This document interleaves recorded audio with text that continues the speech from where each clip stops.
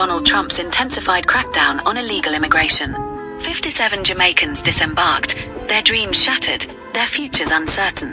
While authorities label this as a routine monthly flight, the timing is chillingly significant. This arrival is not just another deportation. It's the harbinger of a looming crisis. The Trump administration has unveiled an aggressive strategy to deport over 5,000 Jamaicans, a move that has sent shockwaves through our diaspora. Families are now gripped by fear, uncertain if their loved ones will be the next to face forced repatriation. The scale of this operation is unprecedented. Over 5,000 Jamaicans are currently under deportation orders, each case representing a personal tragedy and a potential strain on our nation's resources. This is not merely a political maneuver. It's a human crisis that demands our attention.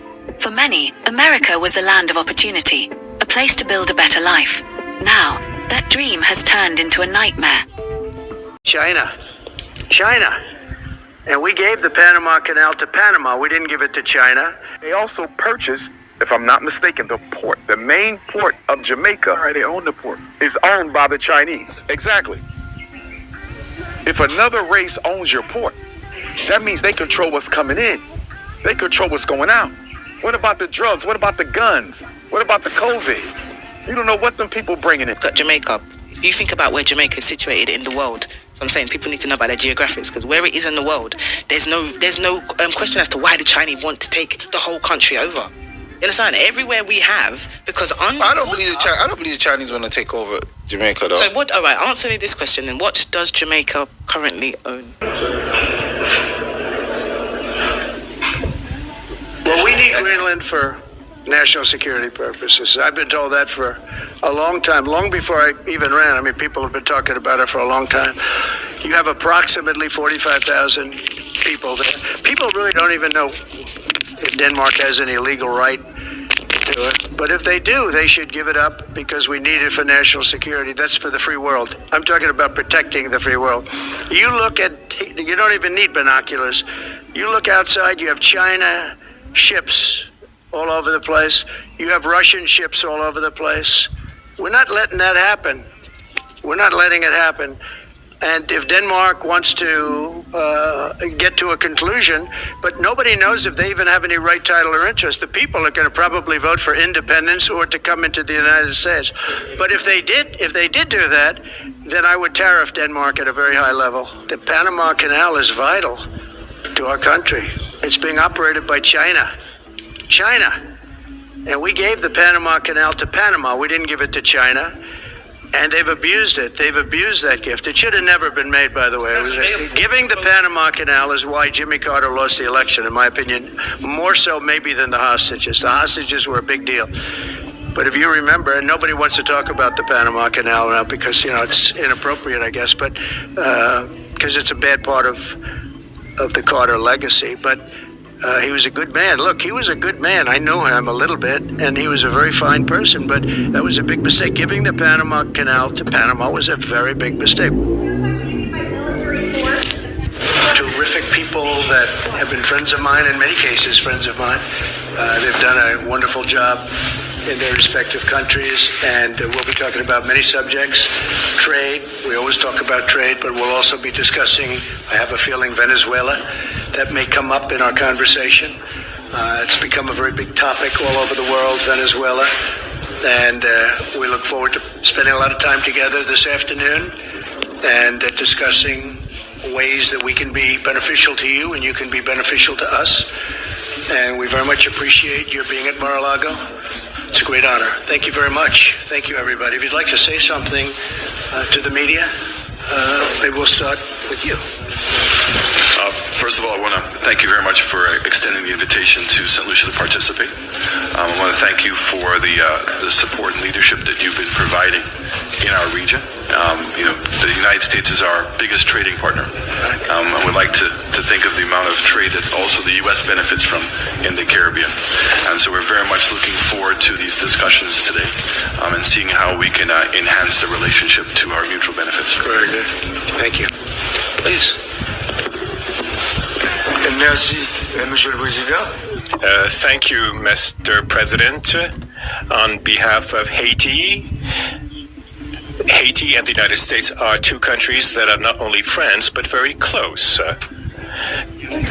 I am a friend, and Miami is actually less than 2 hours away from our island. And we are here this afternoon. We'll have discussions of good things, things that will be positive for both countries. Thank you. Yes, thank you. Muchas gracias. Thank you. Thank you all. Thank you, Mr. President, for your invitation. We thank you. The Dominican Republic and the United States of America are two important partners. In fact, the United States is our main economic partner, and we are here to discuss issues of the region, and we are here to your avail to collaborate. Thank you. We look forward to discussions on energy, on trade, but on security as well.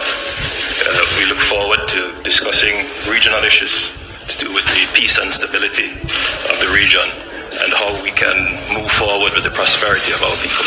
So we thank you again for the invitation. Thank you. Thank you very much. Thank you very much, Mr. President. I'm delighted to have been invited here today to discuss certain issues that are of mutual benefit to both of us. The Bahamas, the United States have been our number one trading partner. We are neighbors. We have great relationship. We will continue to foster such relationship. I know that the meetings and the discussion today will be very productive, and we expect to come out with positive views and feelings. Thank you very much. I think that'll happen. Thank you very much. We appreciate it, everybody, and we look forward to the discussion. Thank you. Thank you all very much. Look at Jamaica. If you think about where Jamaica is situated in the world, so I'm saying people need to know about their geographics, because where it is in the world, there's no question as to why the Chinese want to take the whole country over. You understand? Everywhere we have, because on I don't believe the Chinese want to take over Jamaica, though. So what? All right, answer me this question then. What does Jamaica currently own? And if they don't own it, who does? Because they don't own sugar, they don't own their rum. You're looking at it from an economical part. I'm looking at it from married together. No, but I'm saying I'm looking at it from. That's actually really true what you said. You know. You have to think about it. Yeah, that's really true what you said. I don't have a reply for that one. That's actually deep. What about bigger juice? What about bigger?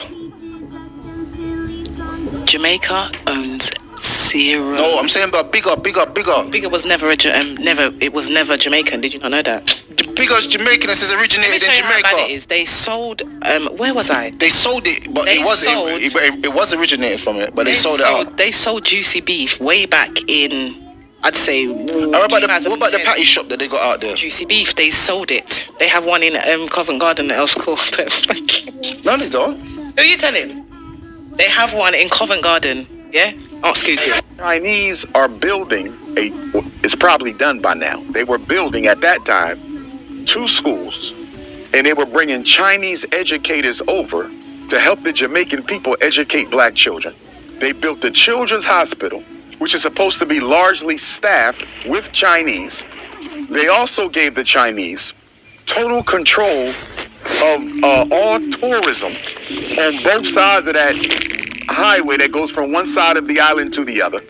I was also told that they gave the Chinese the right to drill in natural rainforests in the Jamaican on the Jamaican territory for Chinese exploitation. They'd given them tax abatements, and they also purchased, if I'm not mistaken, the port. The main port of Jamaica, they own the port, is owned by the Chinese. Exactly.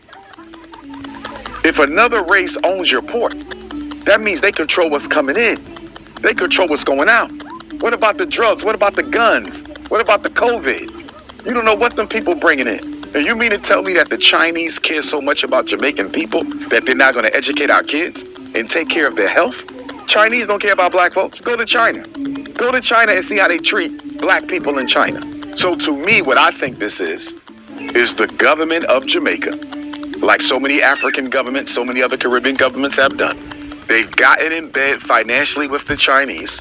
The Chinese have studied the way the white man has practiced neocolonialism throughout Africa. And the Chinese has learned that these black leaders don't really care about their people. They're all about their pocket. So I'm going to do what the white man did, but I'm going to do it one time better. I'm going to offer them double the money. You let me take over this land right here, I'll get the white man offer you $1 million, I'm offering you $3 million. And I'm going to build you a retirement home. And I'm going to pay for all your kids to go to college in China. You follow what I'm saying? And I'm going to give you a private military. So the Chinese have basically become neo-colonialism 2.0. They're outdoing the Europeans. You follow me? And they're giving Caribbean and African leaders offers that they can't refuse. And guess what? When you abdicate on that loan that they give you, because all this is loan. These are not handouts. It's all loans. When you abdicate on the loan, in that contract, you have to give them large concessions of land and large concessions of your economy. There's an African country right now. Is it Uganda? There was an African country who defaulted on their loan to the Chinese, and they now own their national airport. I forget which. They own the airport now because they couldn't pay back the loan. The Chinese know what they're doing. The problem we have as African people is we tend to think anybody who's not white is a friend of ours. Nobody is our friend. Not the Arab, not the Chinese, not the Latino, except the African Latinos who identify with us. Not the East Indians, not the Native Americans. We don't have friends.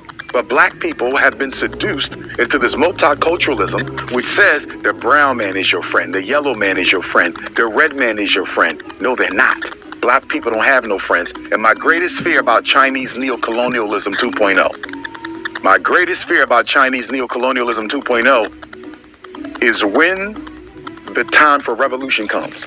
Because there will be a second revolution because you got to get rid of the Chinese.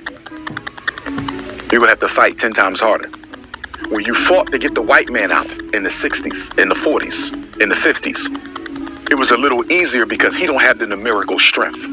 The white man had to use other black people in his armies to fight blacks because they're only 10% of the world. They don't have enough. China is the most populous country on the planet Earth. They have 1 billion people, not to mention their reserves around the planet. Okay? Don't get me wrong. African people, we're 2 billion. We're the biggest. The problem is most of us identify something other than black, which reduces our numbers. I'm not African. I'm multiracial. I'm not African. I'm Latino. I'm not African. I'm Samoan. You follow? So we are disintegrated based on these names. Here's the point that I'm making.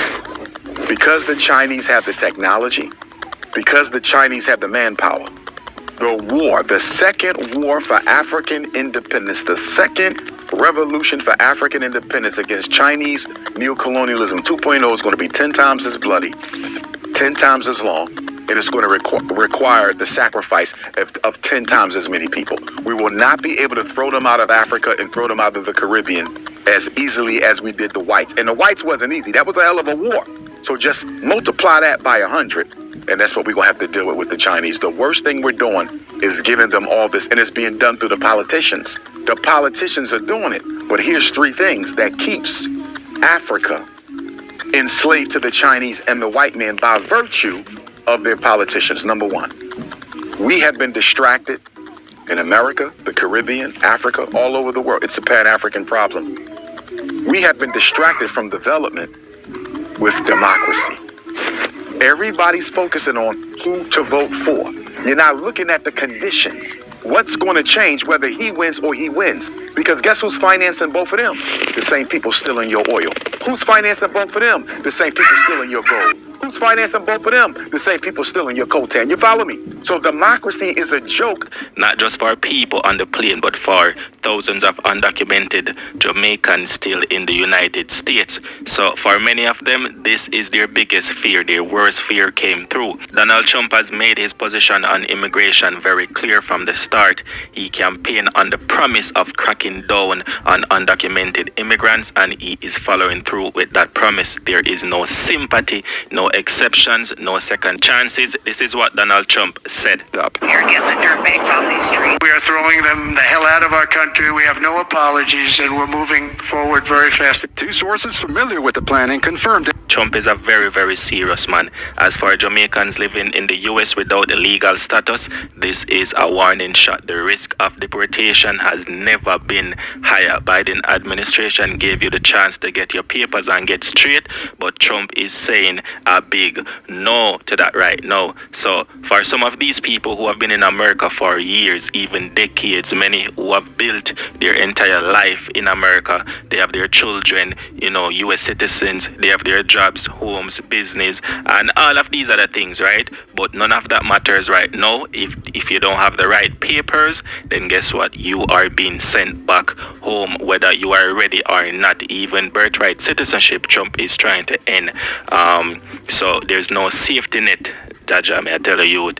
So imagine you living in a country for 20 to 30 years, even 40 years, right? And you work, you contribute to the country, your children were born there, you have a house, you have a career, you have a car, all of these other things. Then all of a sudden, them come and arrest you, throw you up on a plane and send you back to Jamaica, a country you barely remember, a country where you might not even have any family left, you know what I mean? A country where you have no job, no home, no plan. This is serious, and that is the harsh reality of deportation. It is not just about sending people back to Jamaica, it's about rooting up all of the families that have been built and tearing those family apart, you see me, and leaving people stranded in a place where they are no longer connected to.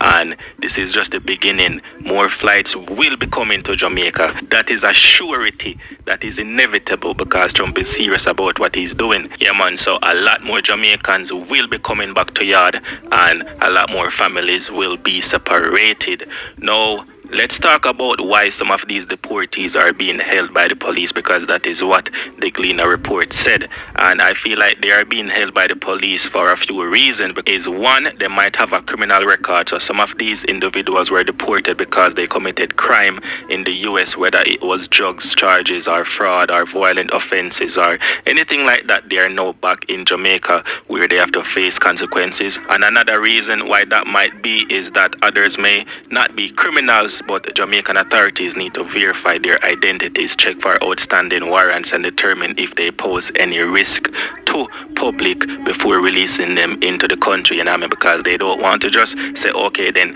pass through the US, all right, then boom, we're going to let you back into the country, and then boom, at these same man you've been looking for, whatever the case is, you see me. So thorough processing have to take place. Either way, them have to start all over again. You see me, start all over again with little to no resources. And if you were in America and you never look back on your family in Jamaica, then you know what gonna reach you. Those same family already have prepared themselves. So, John Tam just get deported. Me say India, I'm Moby or India Kingston. Me know say I don't hear him come. Me now look upon him. You see me? So, you better prepare for that. I tell you, yeah, man. So, let me know in the comment section if you agree or disagree with Donald Trump's decision, because this is what's happening. Let's look at the bigger picture. Now, we talk about everything that we just talked about, but we're going to look at the bigger picture.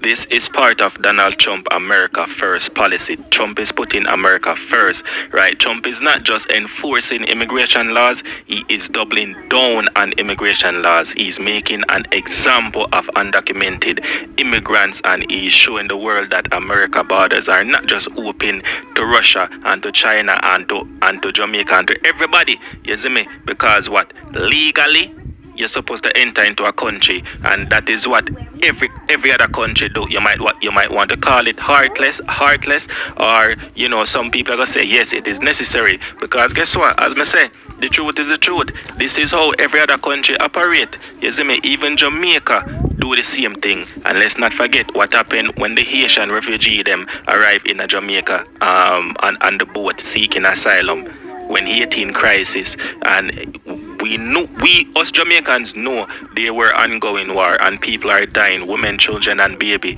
right, suffering, and the Haitians have fled their country to Jamaica in desperate need of seeking safety where they can find it. But guess what? Them say, them not the Haitian, them the same Jamaican people them say that, and the same Jamaican government and system send them back. When them arrive in Jamaica, what happen? Them get sent right back. No hesitation, no exception, and not even caring for the women and the babies or anything like that, you see me? So people in Jamaica need to ask themselves. February 30th, 2025, a date that will be etched in the annals of Jamaican history. The first deportation flight from the United States has landed, marking the commencement of President Donald Trump's intensified crackdown on illegal immigration. 57 Jamaicans disembarked, their dreams shattered, their futures uncertain. While authorities label this as a routine monthly flight, the timing is chillingly significant. This arrival is not just another deportation. It's the harbinger of a looming crisis. The Trump administration has unveiled an aggressive strategy to deport over 5,000 Jamaicans, a move that has sent shockwaves through our diaspora. Families are now gripped by fear, uncertain if their loved ones will be the next to face forced repatriation. The scale of this operation is unprecedented. Over 5,000 Jamaicans are currently under deportation orders, each case representing a personal tragedy and a potential strain on our nation's resources. This is not merely a political maneuver. It's a human crisis that demands our attention. For many, America was the land of opportunity, a place to build a better life. Now, that dream has turned into a nightmare.